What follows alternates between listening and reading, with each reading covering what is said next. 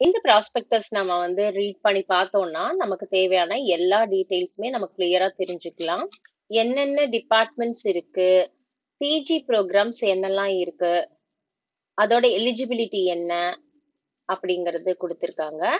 And then 5 year integrated programmes என்னெல்லாம் இருக்கு அப்படிங்கறத குடுத்திருக்காங்க.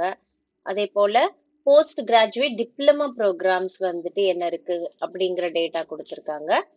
இங்க பாத்தீங்களா, இங்க வந்துட்டு யூஜி ப்ரோக்ராம்ஸ் வந்து என்னெல்லாம் இருக்கு அப்படிங்கிறதும், அதோட மினிமம் எலிஜிபிலிட்டி ரெக்குயர்மெண்ட்டும் குடுத்திருக்காங்க. இதுல வந்து உங்களுக்கு எந்த கோர்ஸோட எலிஜிபிலிட்டி ரெக்குயர்மெண்ட் தெரியணுமோ அத வந்து பாத்துக்கோங்க. B Com, BA economics, BA demography and development studies, BSc mathematics, physics, chemistry இந்த மாதிரி எல்லா ப்ரோக்ராமுக்கும் எலிஜிபிலிட்டி கிரைட்டீரியா என்னங்கிறத குடுத்திருக்காங்க. இத வந்து பாத்துக்கோங்க.